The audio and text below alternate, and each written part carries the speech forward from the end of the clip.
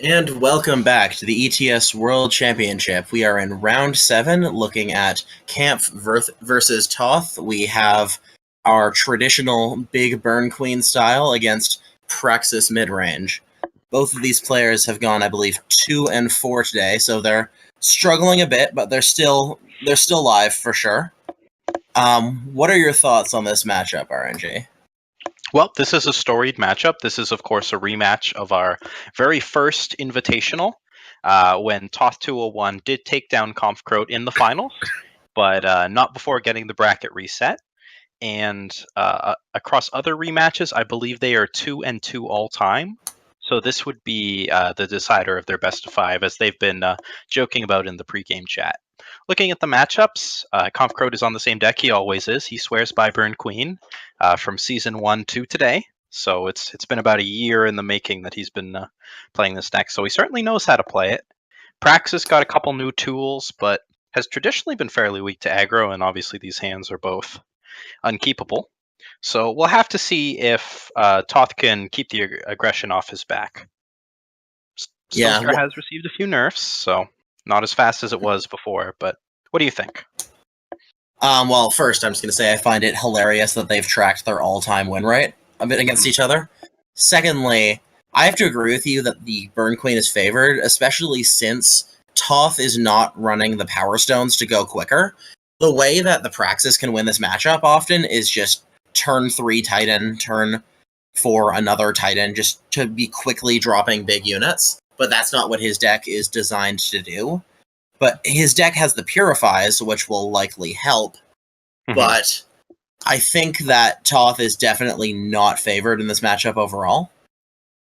Also, if he gets stuck at 2 mana, then he's going to have a problem.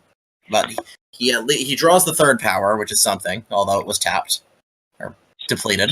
So KampfKrote kept a 5 power hand, which means that must have been pre-mulligan, with just 1-drop, 2-drop, and is drawn into a pretty good follow-up. But he's very much in danger of flooding now. Fortunately, Toth has not yet been able to put together any kind of defense, and Kampf has found his very useful champion. But it's not looking good for Toth, basically. But it's been a couple of fortuitous draws for Kampf in order to make that so. Yeah, Praxis is not one of those decks that has a Harsh Rule or another card in that style that can punish a complete overextension onto the board. And against other decks, this line for Kampf would have been very, very scary, because he just would not have any follow-up should this get removed. But Praxis doesn't have an efficient way of removing all of this. So I'm feeling pretty good in his position. Actually, wait, this is just lethal. Yes. It's quite good in his position. Yeah. I was about to say, why didn't he ult the Pyro Knight, but I guess he didn't need to. Style points. Yeah. It's all about getting the quick win. Kampf kept the high land count hand because it had a good early curve, and he relied on finding those couple follow-up plays he needed, so that worked out for him very quickly. I believe he has a sideboard plan already made, so just looking at this quickly, it seems to bring in a 4th Purify and some some Thurges, but doesn't change the overall build that much. Looking at Kampf's sideboard... the Displacers. Sorry. He's got some Sabotages. Do you even bring those in? Do you care about what your opponent's holding? The only spells they're going to be having are stuff like Torch and Purify, which are pretty cheap anyways. Yeah, I don't think there's enough reason for the Sabotages here. I don't think he brings them in. I think the Suffocates aren't very effective. I imagine he'd bring in the Fire Maws, maybe? He doesn't have a ton for this matchup. Now, he might not need a ton, but he doesn't... I don't think he'll be bringing in much of anything. He's already got Impending Dooms, and are you really upgrading when you bring in Crimson Fire Maws for Dooms? I mean, I guess you could cut some of the early game. Maybe those Ornate Katanas go away. I mean, if you're going to put Fire Maws in your sideboard when you have Impending Dooms in the main, the reason isn't to swap one out for the other, it's to increase the density of Impending Doom cards. So, I could see him trimming some of the early game, or potentially trimming... I don't know exactly what. Maybe like a queen potentially. Just to try and upgrade his late game to have a little more staying power. I think all we really see is like an Annihilate and maybe one Fire Maw if we're lucky. But players are back in the game. Katanas are still in, so I don't know. We'll have to see. Decks aren't changing that much, and that's not very good for Toth because game 1 did not go very well for him. No. His hand here, he's mulling it away because that would not have turned out too well. It had the Purify, but it didn't have anything else, and it was on 2 lands. These 6 drops aren't looking too good, just in general. No, although this hand could get somewhere. I mean, if he can survive just to drop 2 4-drops and stabilize like that, he could be okay. Important, but I would much rather be in Kampf's position here. Kampf has a very effective hand.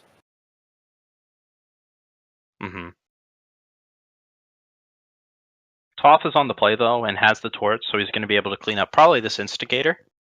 I imagine, since he just let the Ronin through, and now Kampf's hand isn't that scary. Toth still needs to draw up to 4 power to play his 4 drops, but he's got the power to get there.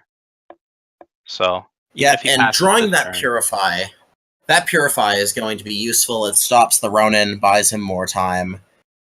That I think is going to help him a ton. Now Kampf needs to make a choice.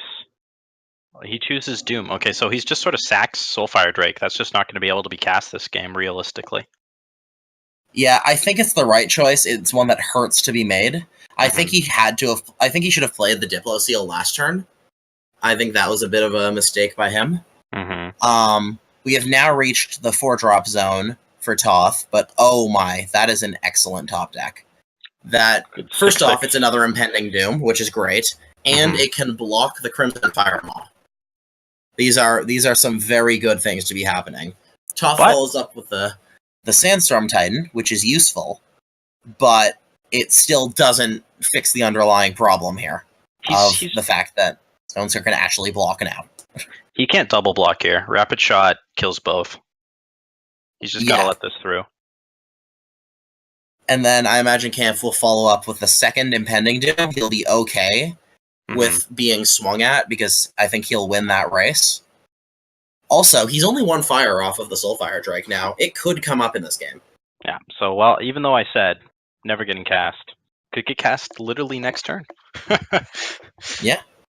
But I think Toth is in okay shape. He's either going to play a Titan or a Heart of the Vault, and either way, he's going to be pretty happy playing that. Looks like he's drew another Titan, so he's just going to Titan. Yeah. And now Kampf might run out of steam a little bit. That Recano Outlaw is not going to do much of anything on a board full of Titans. Should he have played the Katana on the... Possibly. If he played the Titan on the Doom, then he could have Rapid Shot through the double block. I mean, he could Rapid Shot through it anyways. He wouldn't kill both of them, but it would still be bad enough for that's Toth true. That it would just trade Rapid Shot for Doom, so that's why he's not. But I think I do agree with you that he should have put the Katana there, though, because it didn't do anything where it currently was. That didn't accomplish anything. No. He just played it to cycle. Soulfire Drake's still not getting cast. Nope. Toth still Soulfire Drake.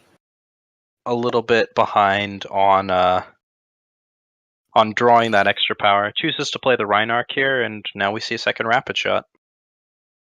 Which, not enough to get through. Now, see, here's the awkward thing. Kampf can't actually attack now. He can't finish off with the Rapid Shot, which means I don't think Toth would block it. And he would die on the back swing, so he has to hold back. Which is a problem. You do take a lot of damage from these Impending Dooms. But on the other hand, a Crimson Fire Maw would only have 5 health and would just bounce into these Titans. And Toth is not very good at playing these Heart of the Vaults this game. There's the Soulfire Drake. Okay, so does this change anything? I think he still has to hold back. Actually, he's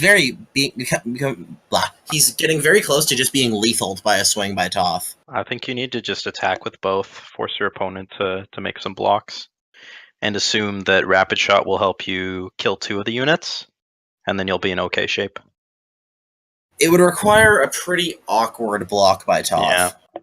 I don't know what better chance he's going to have, but I don't believe that Toth would make a poor enough block for that. Where he's straight dead. No, that's terrible for him. So, Toth will take game 2, and we'll be taking this best of 5 series. It's only really a best of 3, but the best of 5 is their all-time match record to the very final game. Yeah. As soon as Toth finds the ace space, he found it. Yeah. So that was kind of the dream scenario for how that can go for Praxis. They have removal, a lot of Sandstorm Titans. That's how they want this to go. Do you side out the hearts? Doesn't look like you can ever cast them. That's just a joke. You keep part of the vault in for the long-term value and stuff. But they did not look very good in that game. No, they did not. I think they're better than Carnosaurs here, and I think they're better than Shatterglass Mages. Mm-hmm. The problem with Carnosaur in this kind of matchup is, sure, it's great value when you eat something, but it doesn't actually make your ability to block their attack on that turn better, because the Carnosaur is tapped. Exhausted. I'm sorry, I'm really trying here. Yes, Bradykin. So much just muscle memory from the lips. So it's just I'm so used to saying it. If it makes people feel better, at a Magic event recently, I looked my opponent dead in the eye and told them that I was ace spacing. They were very confused. I didn't do it consciously either. It was an accident. It was straight intimidation. But yeah.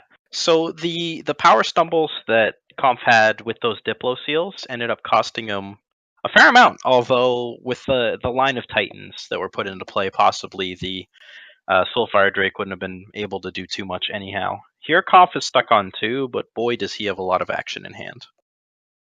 Yeah. I don't actually think the Diplo seal line would have played out differently. I think it was the right call, but he would have had to play it for Shadow, not Fire that turn, or he couldn't cast the Instigator. So he wouldn't have actually had the Soulfire Drake earlier. He would have just had another Shadow influence. What it could have done was allowed seats to come in untapped. I don't know if that would have been relevant for the one seat he drew. Undepleted. But I'm sorry. I'm trying. I'm trying to help. I'm not trying to. I know. We're gonna do this together. Okay. So Kampf's still stuck on 2. Chooses to annihilate Good. a 3/2, which I don't think that's a good use of your annihilates. I think there are a lot more high value targets than just a 3/2 that's already bounced one of your guys. I think you just needed to bite the bullet and replay your 2-drop. Yeah, if he was in a position where he was curving out and able to push a lot of damage, I could agree with that. Mm-hmm. But he's not going to get enough damage in with the Instigator. He's going to have a bit of a longer game, and that annihilate's going to bite him in the ass. Especially with the Thurge, yeah. So a little bit of impatience there, although Kampf may be slightly tilted by this lack of power that he's having. Yeah, this is going to be awkward for him, because if this goes on for a couple more turns, Toth is going to become the aggressor. And if he can become the aggressor with this much life, then it's over. I think Toth might just become the aggressor here if he just plays Sandstorm Titan. He can attack with his 4/4 if he wants to. Yeah, I don't have a strong opinion either way on attacking with a 4/4 there. It would have traded for the Instigator. It probably will trade for the Instigator in the future. Yeah. It's not really important, but I mean this turn he can obliterate, he can attack with Titan, and I think Kampf's in trouble. Yeah, I see what he was going for now. He wanted to get the Instigator gone with the Obliterate, so now there isn't a good block there anymore. I can respect that line. He's just being a little patient. And holding back the Thurge gives you an extra blocker in case he has a second Annihilate for your Titan. And then you don't, suddenly find yourself in a bit of a hole there. Titan does get finished off with Torch. So Kampf can draw power at any point and be able to play cards, but it doesn't even unlock that many cards. It unlocks either vanilla 3/3s in the champions or the 4/3 overwhelms, which are no longer relevant on this board. I think Heart off the top does it. Yeah, this Hardy's the into first an death game. yeah, no, that's a game over. Even if he drew power, that was too much stuff. So Comp stuck on 2 after a aggressive keep with a lot of 3s and 4s and a 2-power hand. Ends up crushed by Praxis's late game value. Yeah. So the year-long best of 5 between these two players is finally decided, with Toth winning over this random rivalry. And going up 3-5 instead of 2-5, which is, definitely better. I wouldn't say it's, too much better early on, since both of them are kind of in the lower part of the bracket or of the standings. But you want every win that you can. So Yeah. we are now going to be moving quite smoothly to our backup match of HiThar on Dark Combre versus SirRhino on Xenon Control. So let's get that set up, if we can.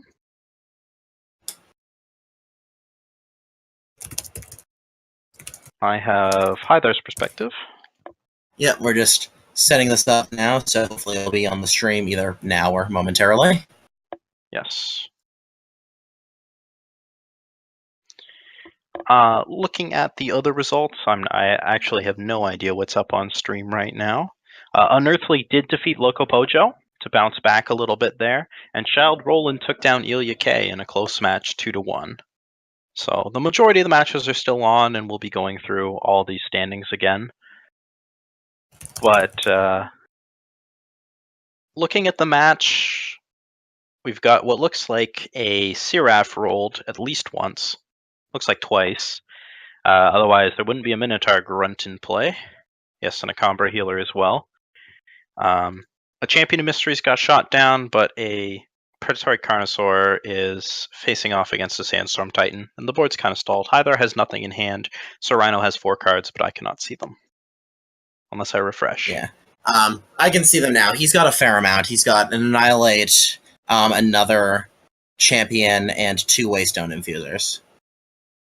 So he's got a bunch of gas to follow up. So I think Rhino is in a decent spot here. Might take some damage on this attack, but there aren't brilliant attacks here. And he can now start to just draw more and more steam. He's filtering out his draws, and he's got plenty of creatures to throw on the field. Oh yeah, he's got a lot of action. Okay. He's got some Waystone Infusers, which he's going to cast off the top for value. Yeah, I mean, I think he's debating if he wants to drop that versus just getting the Champion out. Champion is unblockable, so would be able to punch through for some big damage. Yeah, but I think he probably is feeling like that 7 damage isn't the biggest deal in the world, and he'd rather keep filtering his draws going for the longer game value, which I can respect. You don't really want to draw a Waystone Infuser next turn anyways, with 2 in hand. He's also opting to hold open the Annihilate instead of playing another Waystone Infuser, which I think he's just worried about any potential shenanigans. Like this Xenon Obelisk that we're going to see coming down. Damage.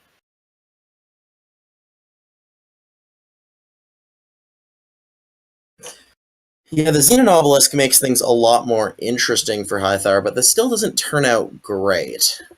Oy. That's this is just a harsh roll attack. Okay.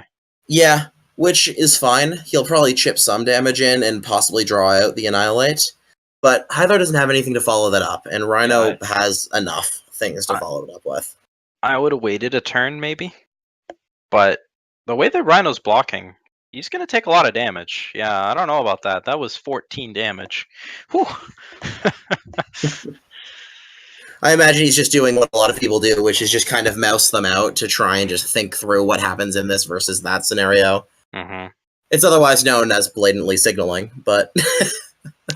Well, sometimes you math it all out in your head and you're like, I got the perfect block, and then you realize you forgot to click on one of your guys and you get lethaled by accident. Yeah. For me. I'm guilty of that as well. So Titan gets annihilated, which is good for HiThar and this line. And interesting that does happen. He still takes 6 damage. I think HiThar's okay with this. I think that's Yeah. the best he was going to get out of this. It doesn't put him in a great spot, but it puts him in the best he could realistically achieve. Rhino is likely to follow up with Infuser Titan or something of the like.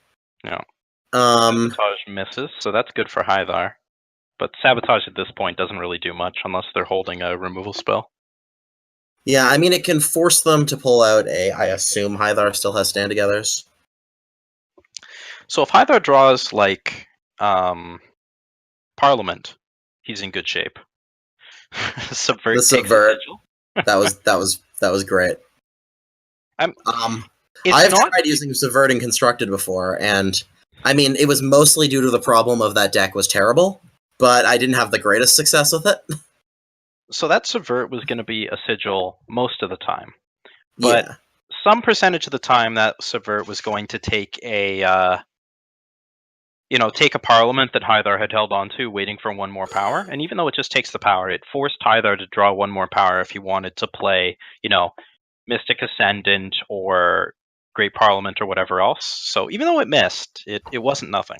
Of course, HiThar then bricked on 4 draws in a row, which killed him. Yeah. And just Rhino just beat down in fairly quick order there. So what game was that?